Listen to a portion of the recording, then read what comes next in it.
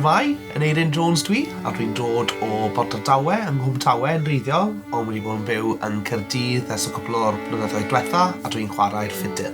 Jordan Price Williams i fi, fi'n dod o Gwmafan, yn Nyffryn Afan, a fi'n chwarae'r cello. Patrick Grimes, dwi dod o Bethesda, dwi'n y ffidil hefyd, a fel triawd ni ydi Fri, a dyn ni'n chwarae cyfrydd draddodiadol Cymreig, offerynnol a lleisiol.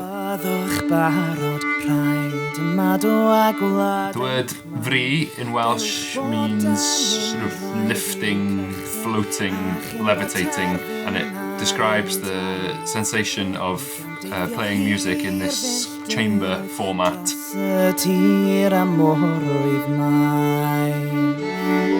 We've described this music as chamber folk, which is a sort of reflection of our shared musical backgrounds. I guess it's this sort of desire to want to play Welsh traditional music and be a part of that journey, but to also incorporate some of the sensibilities of chamber music. Mae llawer o'n ysbrydolaeth ni yn dod wrth ymchwilio i fewn i'r cyfnod lle lethwyd cerddoriaeth a dawnt traddodiadol Cymreig gan yr adfywiad Methodistiaid yng Nghymru yn y 19fed ganrif. Bydde pobl yn cuddio i offerynnau o dan estyll eu tai a'i gwaharddwyd rhag dawnsio neu yfed. Atgyfodwyd rai o'r hen alawon gwerinol gyda bywydau newydd fel emyn donau, tra fyddai boblogaeth Romani yn parhau i gadw'r hen draddodiad i fyw y tu allan i'r adfywiad hwnnw.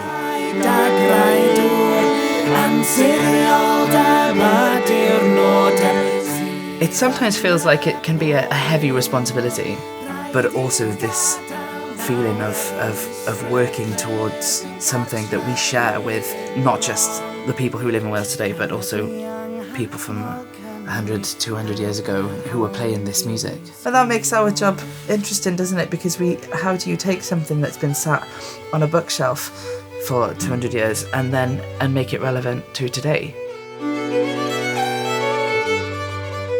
Mewn ffordd mae'n ddiddorol fod heblaw am y delyn, a'r delyn deirys, does na ddim traddodiad heb doriadau yn nhw. Mae yna blynyddoedd yn mynd heibio heb pobl, heb traddodiad o chwarae'r ffidil yng Nghymru.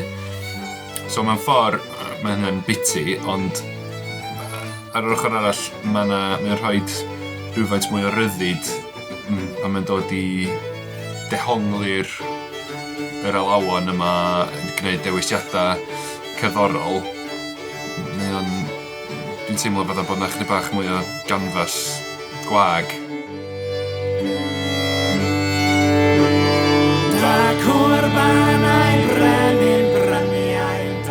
And through this music and the language as well, for me it delivers this sense of belonging. It's about learning how to feel deeply connected to the land that you grew up on.